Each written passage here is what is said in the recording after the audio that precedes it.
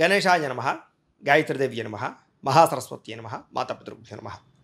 ముందుగా ప్రేక్షక వీక్షణ మహాశీలందరికీ కూడా నమస్కారం. జూన్ 1వ తారీఖు నుండి జూన్ 15వ తారీఖు వరకు కూడా ఈ 15 రోజులు పక్ష ఫలితాలు ఏ రకంగా ఉన్నాయి అనేటటువంటి విషయాన్ని ఇప్పుడు మనం తెలుసుకునే ప్రయత్నం చేద్దాం. ద్వాదశ రాశుల వరకు కూడా. అయితే ముందుగా ఇక మీనరాశి వారికి సంబంధించిన ఫలితాలు. మీనరాశి వారికి మొట్టమొదటి వారం అంతా కూడా ఇబ్బందులు ఉన్నాయి. అంటే 7వ తారీఖు దాకా, తర్వాత 8వ తారీఖు నుంచి 15వ తారీఖు దాకా కూడా అనుకూలమైన వాతావరణం కనపడుతోంది. ఓవరాల్గా చూసుకున్నట్లయితే కనుక ఆదాయపరంగా బాగానే ఉంటుంది ఈ 15 రోజులు కూడా మీకు. అయితే పెట్టుబడులు పెట్టేటప్పుడు, షేర్లు పెట్టేటప్పుడు జాగ్రత్త. తెలియని వ్యక్తులకు డబ్బులు అప్పులు ఇవ్వడాలు కానీ, అరువులు ఇవ్వడం కానీ, షూరిటీ సంతకాలు కానీ పెట్టడానికి చేయకండి. అలాగే ఖర్చులు అదుపులో పెట్టుకోవాలి. దుబారా ఖర్చు కనపడుతోంది.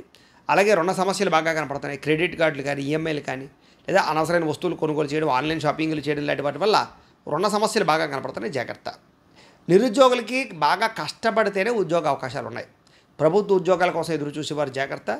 మధ్యవర్తుల్ని, బ్రోకర్ని మాత్రం నమ్మి డబ్బులు ఇవ్వకండి. అలాగే ప్రభుత్వ ఉద్యోగాలు చేసేవారికి ఉద్యోగపరంగా సమస్యలు అధికమవుతాయి. మానసిక ఒత్తిడి కనపడుతోంది. శ్రమకు తగ్గ ఫలితం కనపడటం లేదు. ప్రైవేటు ఉద్యోగస్తులకు ఉద్యోగ గండాలు కూడా కనపడుతున్నాయి. ఉద్యోగ సమస్యలని చాలా జాగ్రత్తగా వ్యవహరించాలి.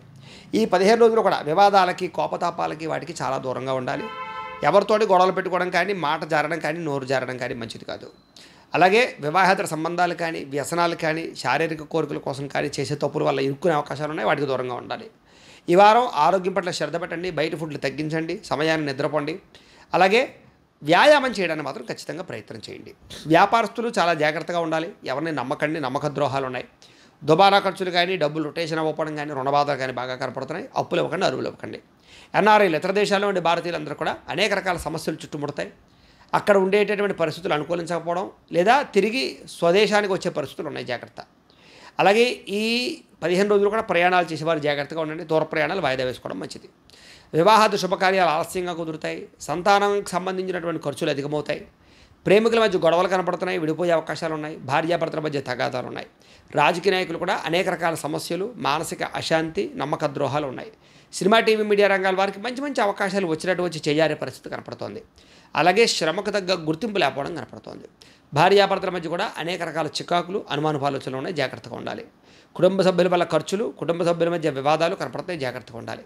విద్యార్థులు కూడా అనవసరమైన సమస్యలు ఇరుక్కోవడం కానీ, తోటి విద్యార్థులతోటి గొడవలు పడడం కానీ, ప్రేమ వ్యవహారాలు కనపడతాయి. జాగ్రత్త. కొత్త కాలేజీలు, కొత్త స్కూళ్ళలో జాయిన్ అయ్యేవారు మాత్రం ఆచితూచి నిర్ణయాలు తీసుకుని సబ్జెక్టుల పట్ల, వాటి పట్ల అవగాహన పెంచుకునే ప్రయత్నం చేసి జాయిన్ అయితే మీకు రాబోయే రోజులు బాగుంటాయి. ఓవరాల్గా చూసుకున్నట్లయితే కనుక ఒకసారి మీ పర్సనల్ జాతకం కూడా ఎలా ఉందో చూసుకునే దానికి ఏదైనా పరిహారాలు చేసుకుని ఎదురుకు వెళ్ళినట్లయితే మీకు రాబోయే రోజులు ఇంకా శుభప్రదంగా ఉంటాయని తెలియజేస్తూ, అయితే ప్రేక్షకులకు ముఖ్యంగా మనకి ఏమిటి అన్నట్లయితే కనుక ఇప్పటిదాకా మేము చెప్పినటువంటి ఈ ఫలితాలన్నీ కూడా గోచార ఫలితాలు. అంటే ఈ రాశిలో ఉండేటటువంటి కోటాను మంది అందరికీ వర్తిస్తాయి.